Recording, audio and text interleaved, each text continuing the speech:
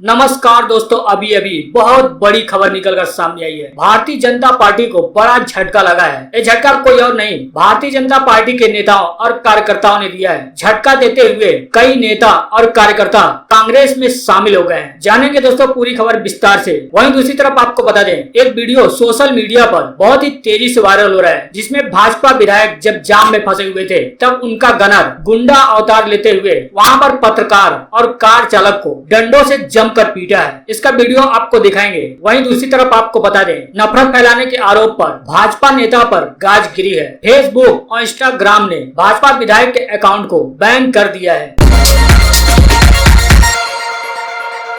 जी हाँ दोस्तों, आपको बता दें, उत्तर प्रदेश से बीजेपी विधायक के गनर द्वारा पत्रकार और कार चालक को डंडों से पीटने की घटना सामने आई है, जिसका वीडियो सोशल मीडिया पर वायरल हो रहा है। आपका उत्तर प्रदेश के बरेली में भारतीय जनता पार्टी विधायक वीर विक्रम सिंह ने अपने गनर की करतूत के बाद सवालों के कटघरे में खड़े हो गए हैं। विधायक पर अपने गनर से एक पत्रकार की डंडों से पिटाई का आरोप लगा है। बताया जा रहा है कि पत्रकार ने जब हाईवे पर लगे जाम की तस्वीरें अपने कैमरे में कैद करनी चाहिए तो उसकी पिटाई कर दी गई। जैसा कि आपने वीडियो में देखा, शाहजहांपुर के एमएलए वीर विक्रम सिंह के गनर ने लाठी से कार चालक और पत्रकार को जमकर पीटा। अब यह वीडियो सोशल मीडिया पर काफी तेजी से वायरल भी हो रहा है। आपको बता दें कि शाहजहांपुर की कटरा सीट से वीर विक्रम सिंह विधायक हैं। घटना के मुताबिक नेशनल हाईवे पर एमएलए विक्रम सिंह जाम में फंसे हुए थे। इसी दौरान वहां पर एक कार चालक और ट्रक ड्राइवर में कहासुनी हो गई। इसी बीच विधायक के गनर ने अचानक कार वालों को मारना शुरू कर दिया। जब पत्रकार वाजिद हुसैन ने घटनाक्रम को कैमरे में कैद करना चाहा तो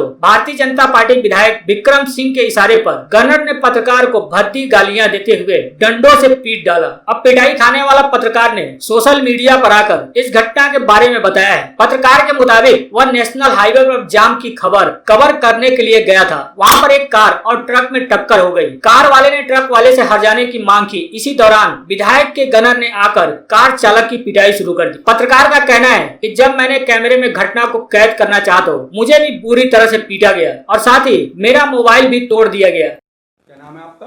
वाजिद हुसैन। कौन से बैनर में काम करते हैं आप? चित्रांगन हिंदी पाक्षिक। क्या मामला हुआ था कल? ये कैसे गनर ने आपको मारा पीटा, क्या मामला था ये? मैं फतेहगंज पूर्वी वहीगुल नदी का पुल जो है वहाँ पर आए दिन जाम लग जाता है, तो उस जाम का मैं कवरेज करने गया था। तो एक ट्रक से कार में थोड़ी सी साइड लग गई तो कार वो डैमेज हो गई थी। तो इसी में कार वाला उतरा और उस ट्रक वाले से कह रहा था कि नीचे उतर के आओ, इसका हर्जाना दो, और इसका हर्जाना जब तक नहीं मिलेगा मुझे तब तक मैं कार आगे नहीं बढ़ाऊंगा। इतने में विधायक जी का गनर उतरा गाड़ी से और उस कार वाले को बुरी तरीके से पीटने लगा। और मैं उस गनर का कवरेज कर ली मैंने, तो उसकी खबर मैंने कवरेज कर ली। इतने में गनर ने मेरा कवरेज करते हुए मुझे देखा, मेरा फ़ोन छीन लिया और ज़मीन से तोड़ दिया और मुझे मारा भी है। मुझे डंडों से मारा है और मेरा फ़ोन भी डंडों से तोड़ दिया। पत्रकार ने आरोप लगाया है कि उन्हें न सिर्फ बद्दी गालियां दी गई बल्कि बुरी तरह से लात घूंसों और डंडों से पीटा गया। इस दौरान पत्रकार के हाथ से मोबाइल फोन छीनकर सड़क पर पटक कर तोड़ भी दिया गया। पत्रकार का आरोप है कि भारतीय जनता पार्टी विधायक विक्रम वीर सिंह के गनर जब इतने से भी उनका मन नहीं भरा तो दोबारा फिर मारते हुए कहा कि तुझे खबर चलाने का बहुत शौक है तो अपनी ही खबर चलाओ। बीजेपी विधायक के गनर द्वारा पत्रकार और कार चालक को डंडों से पीटने का वीडियो सोशल मीडिया पर वायरल हो रहा है, जिसमें लोग बीजेपी विधायक को घेरते हुए उत्तर प्रदेश की सरकार पर भी सवाल खड़े कर रहे हैं और बीजेपी विधायक के गनर पर उत्तर प्रदेश सरकार से कड़ी कार्रवाई करने की मांग कर रहे हैं। बढ़ते हैं अगली बड़ी खबर की तरफ। आपको बिहार में होने वाले विधानसभा चुनाव और मध्य प्रदेश में होने वाले विधानसभा उपचुनाव के दौरान जहां दल बदल की राजनीति तेज हो गई है, वहीं इसी कड़ी में भारतीय जनता पार्टी को गुजरात में बड़ा झटका लगा है। गुजरात के सीएम के घर में पार्षद सहित एबीवीपी के कई कार्यकर्ता कांग्रेस में शामिल हो गए हैं। जी हाँ, आपको बता दें, गुजरात में भारतीय जनता पार्टी जो सत्ता में बैठी हुई है उसको जोर का झटका लगा है। मुख्यमंत्री विजय रूपाणी के घर में ही भारतीय जनता पार्टी के पार्षद और कई कार्यकर्ता भाजपा को झटका देते हुए कांग्रेस में शामिल हो गए हैं। भारतीय जनता पार्टी के लिए झटका इसलिए माना जा रहा है क्योंकि यहाँ पर स्थानीय निकाय के चुनाव भी होने हैं। आपको देखिए, विजय रूपाणी के घर में जो वर्तमान में गुजरात के सीएम है, उन्हीं के घर में कांग्रेस नेता हार्दिक पटेल ने भारतीय जनता पार्टी में सेंध लगाते हुए स्थानीय निकाय के चुनाव से पहले ही भारतीय जनता पार्टी पार्षद सहित कई कार्यकर्ताओं को कांग्रेस में शामिल करा लिया है। आपको पता है गुजरात में अलग अलग शहरों के स्थानीय निकाय चुनाव होने हैं, लेकिन इसी बीच ही कांग्रेस के नेता हार्दिक पटेल ने मुख्यमंत्री विजय रूपाणी के चुनाव क्षेत्र और कर्म क्षेत्र कहे जाने वाले राजकोट में कांग्रेस को बड़ी कामयाबी दिलाई है। कांग्रेस के उपाध्यक्ष हार्दिक पटेल की उपस्थिति में आज राजकोट की महिला पार्षद दक्षाबेन कई कार्यकर्ताओं के साथ कांग्रेस में शामिल हो गई हैं। आपको बता दें कि पिछले हफ्ते गुजरात भारतीय जनता पार्टी के अध्यक्ष CR पाटिल के राजकोट दौरे के बाद हुई इस राजनीतिक पार्टी की अदल बदल लोगों के बीच चर्चा का विषय बना हुआ है। बताया जा रहा है कि भारतीय जनता पार्टी के प्रदेश अध्यक्ष और मुख्यमंत्री रूपाणी के बीच मतभेद की भी बात सामने आई है। मुख्यमंत्री के गढ़ राजकोट में निकाय चुनाव से पहले ही इस तरह से पार्टी से इस्तीफा देकर कांग्रेस में भारतीय जनता पार्टी के कई अन्य नेता शामिल हो चुके हैं। आपको पता है कि सौराष्ट्र के मार्केटिंग यार्ड के व्यापारी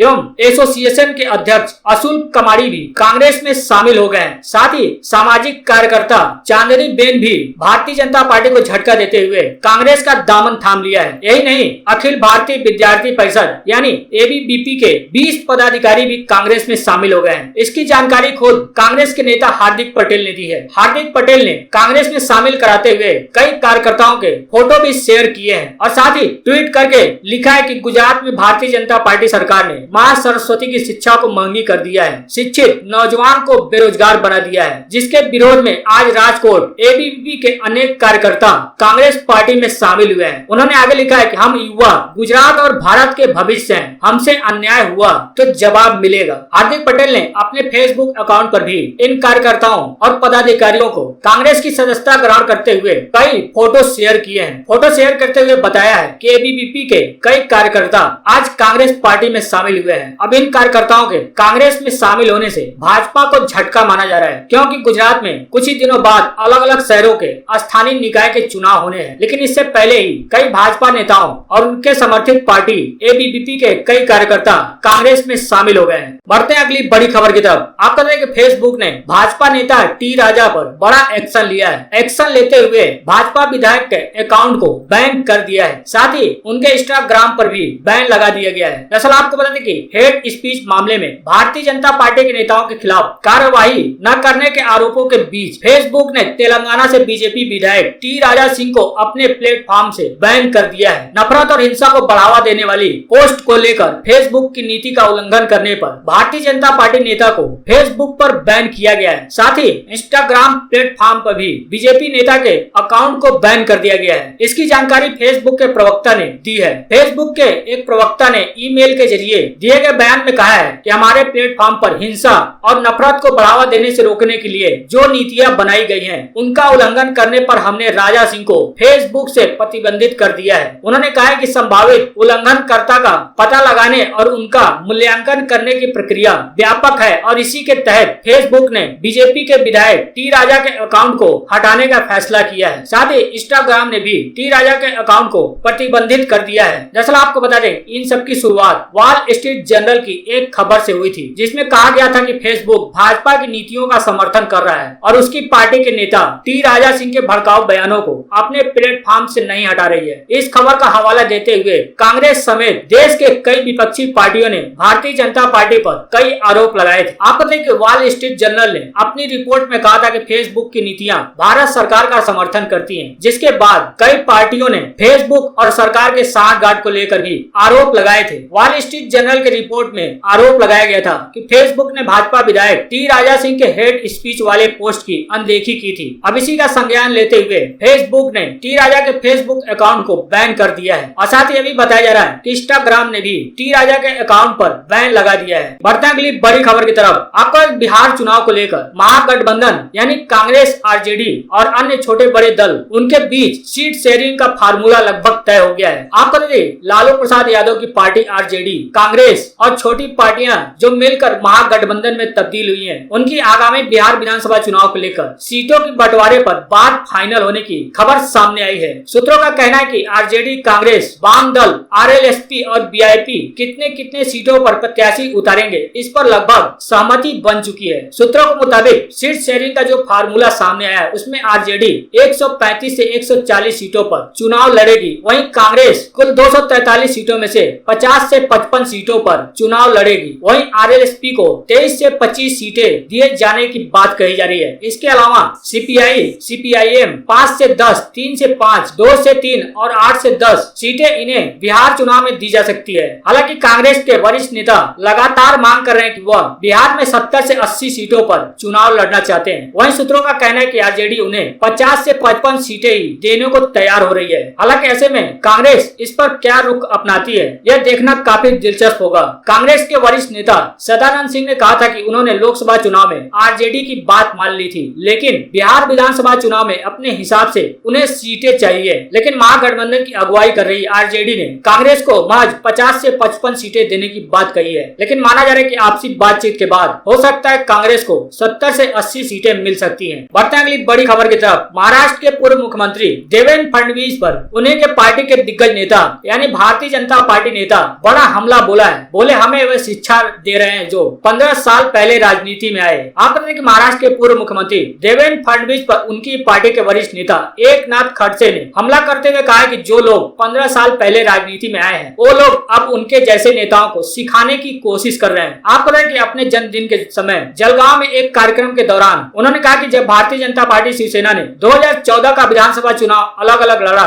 तब हमारी कोशिशों ने पार्टी को स्पष्ट बहुमत के नजदीक पहुंचाने में मदद की, जबकि पिछले 15 साल से जो लोग राजनीति में आए हैं वे अब हमें सिखाने की कोशिश कर रहे हैं। माना जाता है कि खड़से का निशाना यानी इशारा फडणवीस की तरफ ही था। उन्होंने इशारा करते हुए कहा कि लोग इस बात को निश्चित रूप से पसंद नहीं करते हैं कि मैं वापस आऊंगा। दरअसल आपको बता दें कि पिछले साल अक्टूबर में हुए विधानसभा चुनाव के दौरान भारतीय जनता पार्टी के दिग्गज नेता एवं महाराष्ट्र के पूर्व मुख्यमंत्री फडणवीस ने चुनाव प्रचार के दौरान कहा था कि मैं पुनः येईन यानी मैं वापस आऊंगा का नारा दोहराया था। इसी को लेकर खड़से ने कहा है कि इस बात को लोग निश्चित रूप से पसंद नहीं कर रहे हैं और साथ ही कहा है कि जो लोग 15 साल से राजनीति में आए हैं अब वे उनको राजनीति सिखाने की कोशिश कर रहे हैं। बढ़ते हैं अगली बड़ी खबर की तरफ। आपका देख कांग्रेस ने मोदी सरकार पर बड़ा हमला बोला है। हमला बोलते हुए कहा कि हर रोज 38,000 बेरोजगार, 116 किसान खुदकुशी कर रहे हैं, लेकिन प्रधानमंत्री सो कैसे पाते हैं। आपका देख कांग्रेस पार्टी ने आज देश की आर्थिक हालात को लेकर और बेरोजगारी को लेकर एक बार फिर प्रधानमंत्री नरेंद्र मोदी पर निशाना साधा है। कांग्रेस के प्रवक्ता रणदीप सिंह सुरजेवाला ने केंद्र सरकार से पूछा है कि देश में हर दिन 38 बेरोजगार और 116 किसान आत्महत्या कर रहे हैं तो पीएम मोदी सो कैसे पाते हैं।